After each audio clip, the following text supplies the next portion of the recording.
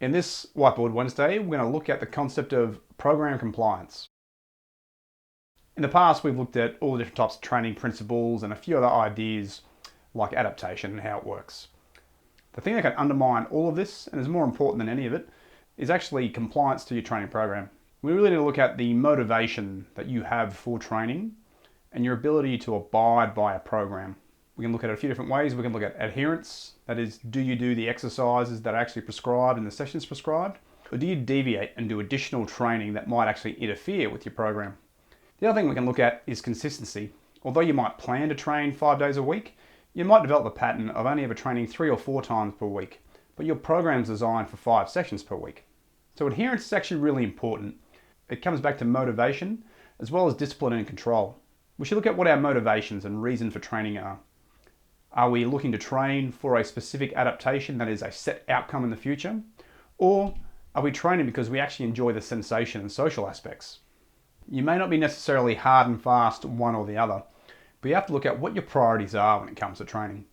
Is it more important to have a set outcome in the future, or is it more important to enjoy the actual training itself? Training for an outcome is very different for training for enjoyment or sensation. We can look at that when it comes to our goals as well. And we need to delineate really when it comes to training the difference between a goal and a fantasy. Now, a goal is an objective that you have and you will actually do the work in order to achieve that goal.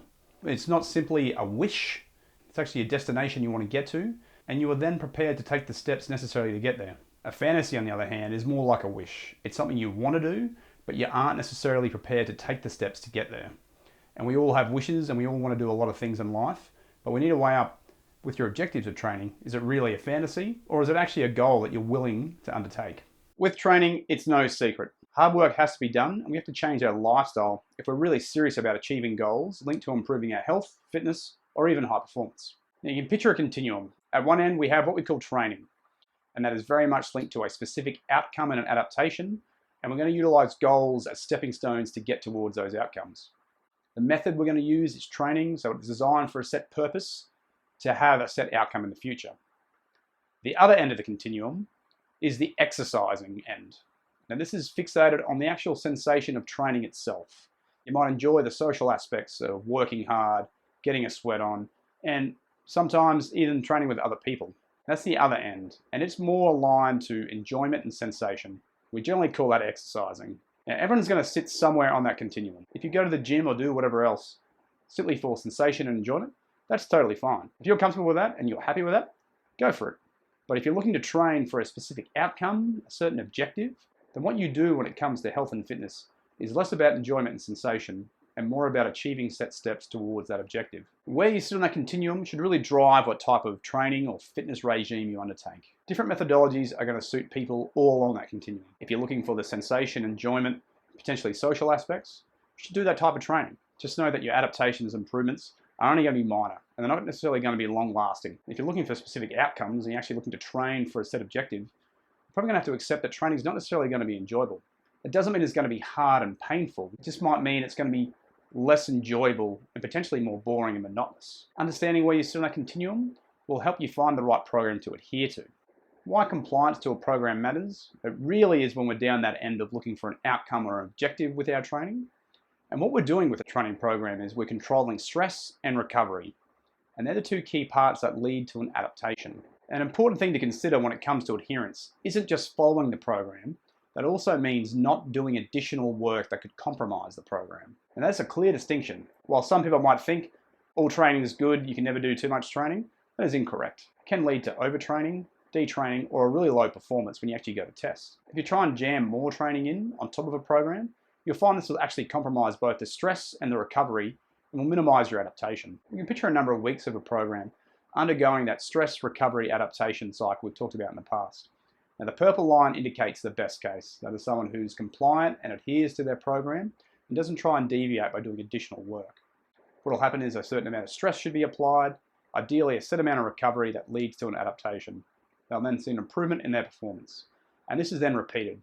As we talked about the law of diminishing returns, the actual magnitude of the improvements is going to shrink over time, and it gets a lot more complicated as you get more advanced. We go to the red line, we then see someone who starts off following a program, sees some improvement. Now they undertake the next cycle of their training, in the middle of their program decide they might test their 1 rep maximum because they want to know that they're stronger. The problem with this is we're adding additional stress that the program hasn't factored in. This will actually compromise the program's design and leading to a further adaptation. You can reduce your overall performance and actually find yourself weaker than what you were when you started. The blue line represents someone who isn't overly consistent with their program. They might be programmed to do 5 set sessions per week, but only do 2 or 3 every once in a while. They don't get enough stress that actually leads to recovery and then an adaptation. And they find themselves forever sitting in a plateau where they never really get any better.